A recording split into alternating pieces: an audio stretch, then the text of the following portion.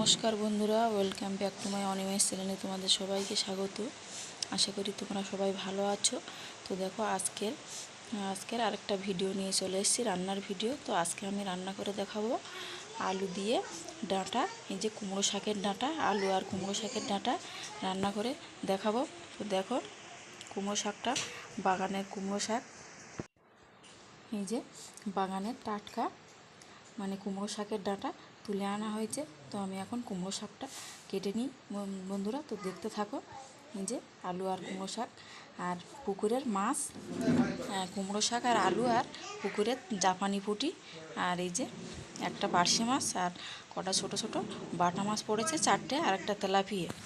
তো আমি এখন এই মাছগুলো কেটে নেবো আর তরকারিটাও কেটে নেবো। ডাঁটা আলু, কুমড়ো শাকের ডাঁটা আলুটা কেটে নেবো। তো দেখো এই জাপানি পুঁটি দিয়ে রান্না হবে কুমড়ো শাকের ডাঁটাটা। তো দেখো আর বাদ বাকি মাছ তো অন্য তরকারিতে দেওয়া হবে, সেটা দেখানো হবে না। তো দেখো এই যে আমি শাকগুলো কেটে নিয়েছি, তার মধ্যে যে দেখো কেটে এবার আমি ধুয়ে নেবো, ঝুড়ি সবজি ধুয়ে নেবো। এই যে আমি ধুয়ে নিয়েছি, দেখো আমি ধুয়ে নিয়েছি তরকারিগুলো। এই যে দেখুন, এই যে আমি তার মধ্যেও মাছগুলো কেটে নিয়েছি। তো এই যে মাছগুলো ভালোভাবে কেটে ধুয়েও এনেছি। এবার আমি মাছগুলো লবণ হলুদ মাখিয়ে সাঁতাল দিয়ে নেবো, ভেজে নেবো। তো দেখো মাছগুলো আমি এখন লবণ হলুদ মাখিয়ে ভেজে নেবো। তো 1 চামচ লবণ আর 1 চামচ হলুদ দিয়ে আমি এখন মাছগুলোকে মাখিয়ে নেবো। তো দেখো এই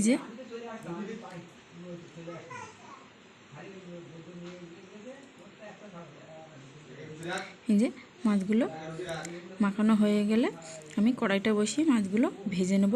তো এই যে মাখানো হয়ে গেছে মাছগুলো লবণ হলুদ। তো এই যে আমি কড়াইটা বসিয়ে দিয়েছি উনানে। তো দেখো এবার আমি দেখুন মাছগুলো আমি এখন ভেজে নেব। কড়াইতে তেল দিয়ে দিয়েছি, তেলটা গরম হয়ে গেছে, আমি মাছগুলো আস্তে আস্তে দিয়ে দেবো। তো এই যে দেখুন, এই যে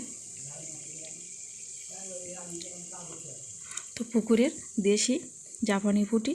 তো দেখো কত একটা স্বাদের মাছ জাপানি পুঁটি। তো অনেকেই খায় মাছটা। তো জাপানি পুঁটি হলেই অনেকেই কচুরমুখী দিয়ে বা ওল দিয়ে রান্না করে। তো আমি আজকে ডাঁটা দিয়ে রান্না করব, ডাঁটা কুমড়ো শাকের ডাঁটা আর আলু দিয়ে। তো এই দেখো এই যে আমি পেঁয়াজ রসুন ছাড়িয়ে নিয়েছি শিলের ওপরে, শিলনোড়ার ওপরে। আমি এখন এই যে পেঁয়াজ রসুনটা বেটে নিয়েছি, এই যে বেটে আমি এবার তরকারিটা বসিয়ে দেবো। এই যে মাছ ভাজার কড়াই আমি তরকারিটা বসিয়ে দেবো। এই যে আর অল্প একটু সামান্য তেল দিয়ে আমি এখন তরকারিটা বসিয়ে দেবো। ডাঁটা কুমড়ো শাকের ডাঁটা আর আলু, এই যে তেলে আমি সেই বাটা পেঁয়াজ রসুনটা দিয়ে দিয়েছি। দিয়ে তারপরে ওই তেলে পেঁয়াজ রসুন তেলে একটু হলুদ আর একটু লবণ দিয়ে একটু নাড়িয়ে চাড়িয়ে তরকারিটা আমি বসিয়ে দেবো।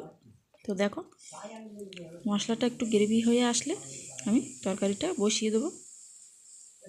এই যে মশলাটা হয়ে গেছে, আমি এবার তরকারিটা বসিয়ে দিচ্ছি। এই যে তরকারিটা দিয়ে দিয়েছি কড়াইতে।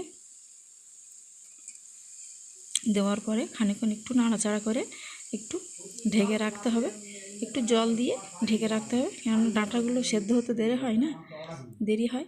ওই জন্য একটু সামান্য অল্প একটু জল দিয়ে, এই যে ডাঁটাগুলো খুব মানে ভালো, খুব টাটকা ডাঁটা।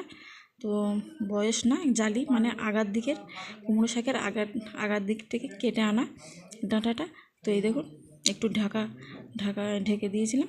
তো সেদ্ধ হয়েও গেছে। যে এবার দুটো একটা আলু আমি ঘেটে দেবো। তো দেখো কুমড়ো শাকের ডাঁটা মানে খুবই একটা পছন্দের তরকারি সবারই ক্ষেত্রে। ডাঁটা শাক, পুঁই শাক বলো, কুমড়ো শাক বলো, লাউ শাক বলো, তো খুবই পছন্দ সবার। তো তরকারিতে আমি জল দিয়ে দিয়েছি। এবারে আমি তরকারিতে সামান্য একটু জিরা একটু আদা দিয়ে দেবো, আর কিছুই দেবো না তরকারিতে। তো দেখো আমি এখন বেটে নেবো শিলনোড়ায়। আমাদের এদিকে গ্রাম বাংলায় সব শিলনোড়ায় বাটে, তো মিক্সারে কম বাটা হয়, কম বাটে সবাই। তরকারিটা ফুটে গেছে, আমি এবার আস্তে আস্তে মাছগুলো দিয়ে দিচ্ছি। এই যে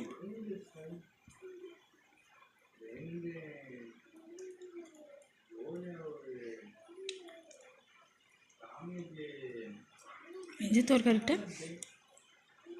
সেই বাটা মশলাটা তরকারিতে আমি দিয়ে দেবো। তো দেওয়ার পরে খানিকক্ষণ তরকারিটা ফুটবে। ফোটার পরে এই দেখুন তরকারিটা আমার হয়ে গেছে। আমি এখন তরকারিটা নামিয়ে নেব। দেখুন খুব সহজেই ডাঁটার তরকারি রান্না করলাম, খুব মানে সহজ পদ্ধতিতে, অল্প তেলে বা অল্প মশলায় আমি রান্না করলাম, খালি আদা জিরে বাটা দিয়ে। তো এই যে বন্ধুরা আমি গামলায় নামিয়ে নিয়েছি। তো ভিডিওটা ভালো লাগলে অবশ্যই একটা লাইক, কমেন্ট, শেয়ার, সাবস্ক্রাইব করবে আর পাশে থাকবে। আর দেখা হবে পরের ভিডিও। তো রাখছি বন্ধুরা, ভালো থাকবে সবাই। আবার দেখা হবে পরের ভিডিও। রাখছি বন্ধুরা, ভালো থাকবে। Tata, bye bye. আবার দেখা হবে একটা ভিডিও।